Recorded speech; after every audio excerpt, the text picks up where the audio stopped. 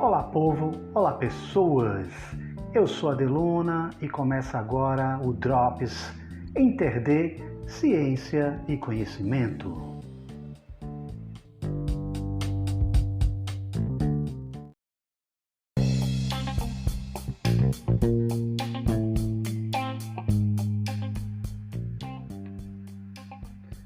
Bom, nessa edição eu trago para vocês um trecho de entrevista que eu fiz com Elika Takimoto para o podcast e programa Entender Ciência e Conhecimento. Elika é doutora em filosofia pela UERJ, mestre em História das Ciências e das Técnicas e Epistemologia pela UFRJ e escritora. Recentemente ela lançou o livro Como Dialogar com um Negacionista. E a pergunta foi o seguinte: há povos do planeta que sempre entenderam a espécie humana como parte integrante da natureza, sem separação. É o caso de indígenas, budistas, etc. De onde veio essa ideia de separação presente em boa parte da mentalidade ocidental?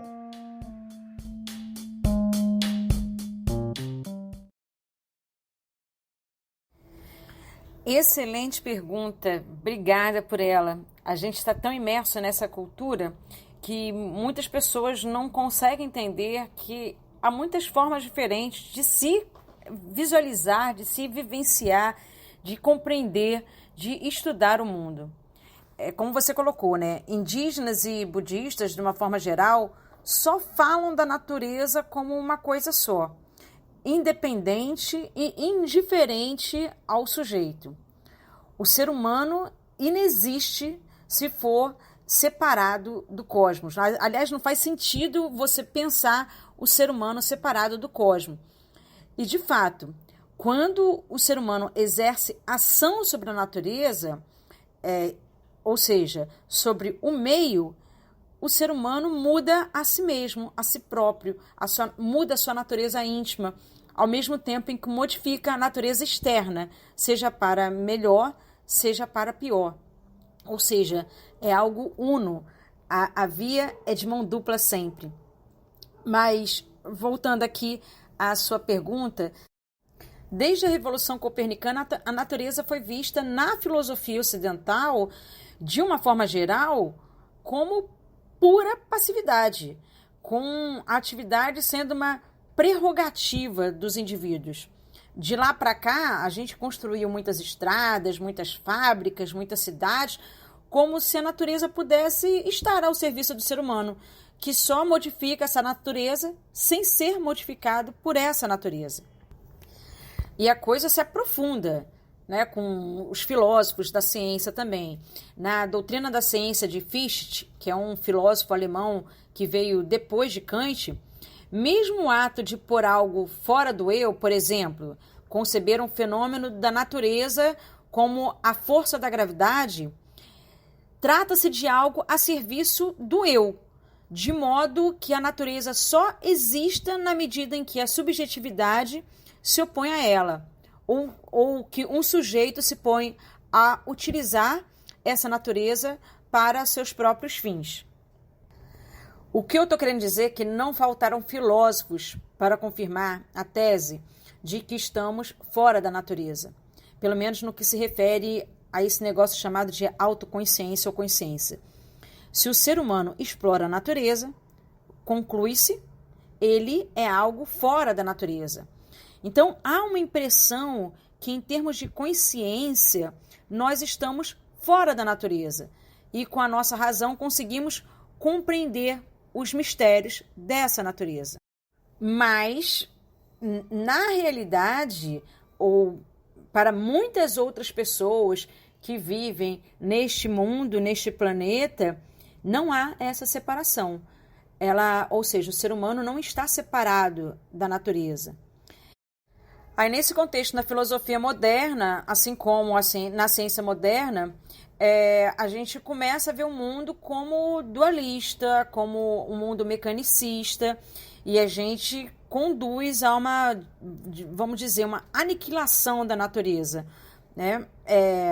Então, a natureza passa a ser algo mensurável e objeto de dominação, um mero instrumento para os seres humanos. Me parece muito mais plausível entender a natureza como uma totalidade extremamente complexa e que o ser humano faça parte dessa complexidade. Ou seja, logo, se a natureza adoece, o ser humano adoece juntamente com ela, porque não é diferente dela, não é algo afastado dessa natureza. Então, a ciência moderna ajudou muito nessa visão dualista. E a escola, tal como foi concebida, não tem ajudado nada no sentido de formar cidadãos e cidadãs que pensem sobre tudo isso. Pelo contrário, na educação, que a gente vê na educação moderna, o que não é científico, o que não está calcado no cartesianismo e no mecanicismo, ele é desconsiderado no currículo escolar. Quando eu falo de cartesianismo, aqui eu me refiro a algo que tenha ligação direta com um filósofo chamado René Descartes, um filósofo francês. Então, Descartes estabelece uma separação objetiva entre Deus, mundo e homem. E, no caso deste último, entre o seu corpo, que é a sua extensão, que é assim que ele chama, a resistência, e a sua mente, uma substância pensante, a alma, o que ele chama de res cogitans. Ou seja, o universo, com Descartes, que foi contemporâneo de Galileu e Newton, ele foi dividido num processo objetivo, no espaço e no tempo, por um lado, e por outro lado, a alma, em que se reflete aquele processo. Ou seja, o espaço e tempo é algo que acontece fora de nós.